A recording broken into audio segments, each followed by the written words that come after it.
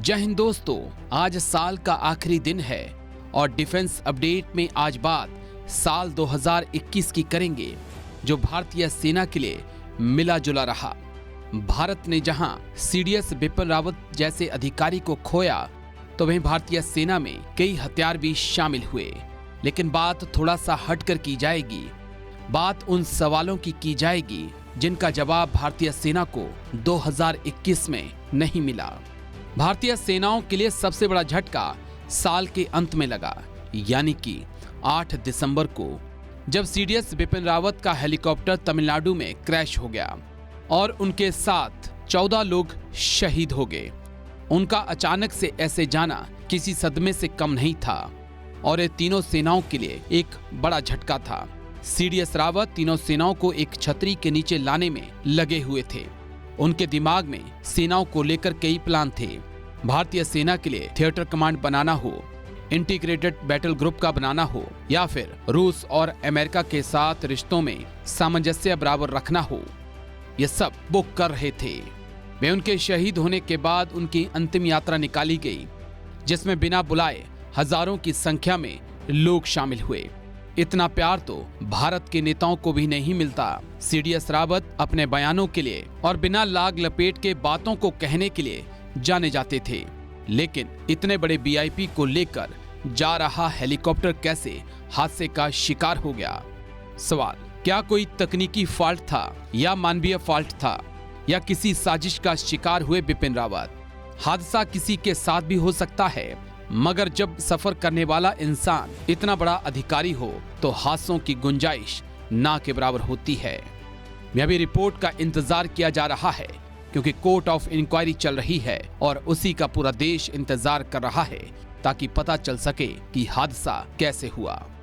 भारत के लिए इस साल दूसरा बड़ा झटका मणिपुर में लगा, जहां आतंकियों ने घात लगाकर 14 नवंबर को असम राइफल के सीओ के काफिले को निशाना बनाया। इस हमले में कर्नल बिप्लब त्रिपाठी सहित 4 जवान शहीद हो गए। वहीं इस हमले में कर्नल बिप्लब त्रिपाठी के मासूम बेटे और पत्नी की भी मौत हो गई। कर्नल बिप्लब लगातार मणिपुर में चल रहे ड्रग रैकेट को खत्म करने में लगे थे, जिस कारण आतंकी उन्हें निशाना बनाना चाहते थे। वहीं इस हमले में चीन और म्यांमार का भी हाथ निकल के सामने आया। हालांकि इस हमले के बाद कई सवाल उठे थे। सबसे बड़ा सवाल, रेजिमेंट के सीओ के पास क्यों बुलेट प्रूफ वाहन नहीं था और आतंकी हमले के अलर्ट के बाद वो जमीनी स्तर तक क्यों नहीं पहुंच पाया? हालांकि घटना को घटे 1.5 महीना हो चुका है, मगर अभी तक शहादत का बदला नहीं लिया गया और देश को इंतजार है कब वीर जवानों की मौत के गुनहगारों को मौत के घाट उतारा जाएगा। एक और सवाल जिसका जवाब भारतीय सेना को अभी नहीं मिला, वो पुंछ से है। जम्मू कश्मीर के पुंछ में 11 अक्टूबर को आतंकी हमला हुआ था। पुंछ, राजौरी, सुरनकोट और बिम्बरगली के इस इलाके में हमले के दौरान पहले ही दिन 5 जवान शहीद हो गए थे। घाटी में ऐसा पहली बार हुआ था जब एक साथ 5 जवान शहीद हुए हों। भारतीय सेना के लिए यह बड़ा झटका था, जिसके बाद भारतीय सेना ने बड़े स्तर पर सर्च ऑपरेशन चलाया।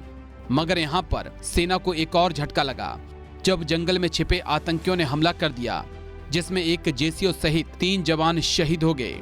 4 दिनों के अंदर 9 जवानों को खोने के बाद सेना ने बड़े स्तर पे ऑपरेशन लॉन्च किया। पैरा कमांडो को बुलाया गया, मगर हाथ कुछ नहीं लगा। सबसे बड़ा सवाल, ये हमला किसने किया? अगर 9 जवानों की शहादत हुई तो जिम्मेदार कौन था? क्या पाकिस्तान की बैट टीम ने हमला किया और पाक भाग गए? और अगर बैट टीम का हमला था तो भारत ने क्या एक्शन लिया? मैं बात मिग-21 की। मिग-21 साल 2021 में भारतीय वायुसेना के लिए कुछ खास नहीं गुजरा, खासकर विमान हादसों को लेकर। इस साल भी कई विमान हादसे हुए, जिनमें हमने अपने वीर पायलटों को खोया। इस साल मिग-21 के 5 विमान हादसे का शिकार हुए और कई पायलटों को हमने खोया। सबसे बड़ा दुख पायलटों को खोने का है, क्योंकि विमान आते जाते रहेंगे, मगर एक पायलट बेशकीमती होता है। वहीं लगातार हादसों के कारण मिग-21 को उड़ता ताबूत का नाम दिया गया है। आपको बता दें कि पिछले 6 दशकों में मिग-21 से जुड़ी हुई 400 से अधिक दुर्घटनाएं हो चुकी हैं, जिसमें 200 से अधिक पायलटों की जान गई है। इस वजह से मिग-21 को फ्लाइंग कॉफिन और विडो मेकर जैसी अशुभ उपाधियां दी गई हैं। विशेषज्ञों का कहना है कि किसी भी अन्य लड़ाकू विमान की तुलना में MiG-21 ज्यादा दुर्घटनाग्रस्त होते हैं। लेकिन सवाल जिनका जवाब जरूरी है, MiG-21 को क्यों उड़ा रहे भारतीय पायलट? ऐसी क्या है मजबूरी जो उड़ता ताबूत उड़ा रहे पायलट? इस साल 5 MiG हादसों का शिकार, 400 MiG हादसों का अब तक हो चुके हैं शिकार। वहीं जम्मू कश्मीर में आतंक की बात करें तो वहां पूरा साल ही आतंकी घटनाएं होती रहीं, मगर पिछले कुछ सालों से आतंकी घटनाओं में कमी आई है। लेकिन पाकिस्तान की शह पे पल रहे आतंकियों के दिन और जिंदगी कम बची है। घाटी में अब तक 160 से ज्यादा आतंकी ढेर हो चुके हैं। वहीं सुरक्षा बलों का कहना है कि घाटी में 200 के आसपास आतंकी एक्टिव हैं, जिनका जल्द ही खात्मा किया जा सकेगा। आपको हमारा वीडियो कैसा लगा कमेंट करके जरूर बताएं। साथ ही साथ हमारे चैनल जय हिंद को सब्सक्राइब करें, दोस्तों परिजनों के साथ व्हाट्सएप फेसबुक पर शेयर भी करें।